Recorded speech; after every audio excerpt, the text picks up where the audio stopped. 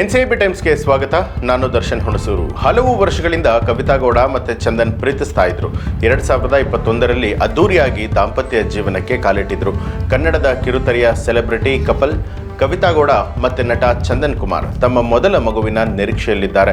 ಕೆಲವು ದಿನಗಳ ಹಿಂದೆ ಸಿಹಿ ಕೈ ಚಂದ್ರು ನಡೆಸಿಕೊಡುವಂಥ ಬೊಂಬಾಟ್ ಭೋಜನ ಕಾರ್ಯಕ್ರಮದಲ್ಲಿ ಕವಿತಾ ಗೌಡ ಆಗಮಿಸಿ ವಿಶೇಷ ಅಡುಗೆಯನ್ನು ಸವಿದಿದ್ರು. ಈ ಕಾರ್ಯಕ್ರಮ ಶುರುವಾಗುವ ಮುನ್ನ ಕವಿತಾ ಮತ್ತು ಚಂದನ್ ಸಣ್ಣ ಫೋಟೋಶೂಟನ್ನು ಮಾಡಿಸಿದ್ದಾರೆ. ಲವ್ ಯು ಬೇಬಿ ಅಂತ ಹೇಳಿ ಕವಿತಾ ಅವರು ಬರೆದುಕೊಂಡಿದ್ದಾರೆ. ಕವಿತಾ ಗೌಡ ಬೇಬಿ ಬಂಪ್ ಮೇಲೆ ಹಿಡಿದು ಪೋಸನ್ನು ಕೊಟ್ಟಿರುವಂಥ ಚಂದನ್ ಫೋಟೋ ಇದೀಗ ಸಾಕಷ್ಟು ವೈರಲ್ ಆಗ್ತಾ ಇದೆ. ನೀನಿಲ್ಲದೆ ನಾನಿಲ್ಲ, ನೀನಿಲ್ಲದೆ ನಾನು ಏನು ಮಾಡ್ತಿದ್ದೆ ಗೊತ್ತಿಲ್ಲ ಅಂತಲೂ ಕೂಡ ಬರೆದುಕೊಂಡಿದ್ದಾರೆ.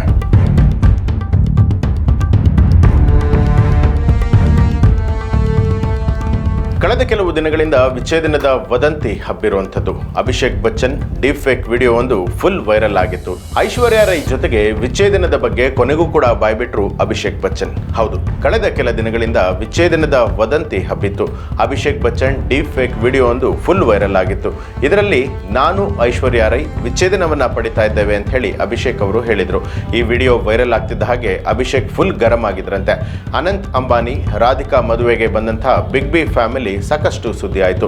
ಗಂಡನ ಜೊತೆಗೆ ಕಾರ್ಯಕ್ರಮಕ್ಕೆ ಬಾರದಂಥ ಐಶ್ವರ್ಯ ಮಗಳ ಜೊತೆಯಲ್ಲಿ ಒಂಟಿಯಾಗಿ ಕಾಣಿಸ್ಕೊಂಡ್ರು. ಅಮಿತಾಬ್ ಬಚ್ಚನ್ ಅವರ ಪತ್ನಿ, ಮಗಳು ಸೇರಿದಂತೆ ಇಡೀ ಫ್ಯಾಮಿಲಿ ಒಂದು ಕಡೆಯಲ್ಲಿದ್ದರೆ ಐಶ್ ಮಾತ್ರ ನಾನೊಂದು ತೀರ ನೀನೊಂದು ತೀರ ಅನ್ನುವಂಥ ರೀತಿಯಲ್ಲಿ ಬೇರೆ ಕಡೆಯಲ್ಲಿದ್ದರು.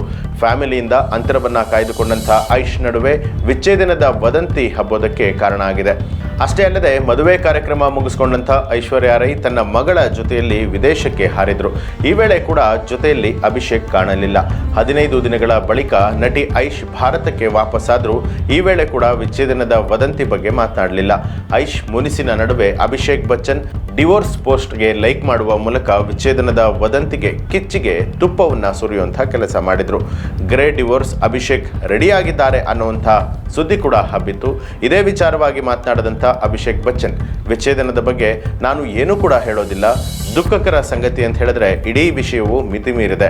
ಇದನ್ನ ಯಾಕೆ ಮಾಡ್ತಾ ಇದ್ದಾರೆ ಅನ್ನುವಂಥದ್ದು ನನಗೆ ಗೊತ್ತಿದೆ.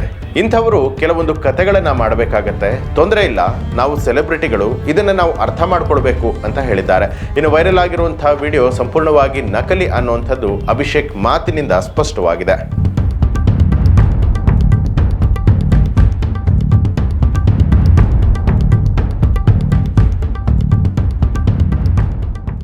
ಇವಿಷ್ಟು ಈ ಹೊತ್ತಿನ ಪ್ರಮುಖ ಸುದ್ದಿಗಳು. ಮತ್ತಷ್ಟು ವಿಶೇಷ ಸುದ್ದಿಗಳಿಗಾಗಿ ನೋಡ್ತಾ ಇರಿ ಎನ್ಸಿಬಿ ಟೈಮ್ಸ್, ಅಪರಾಧ ಮುಕ್ತ ರಾಷ್ಟ್ರಕ್ಕಾಗಿ.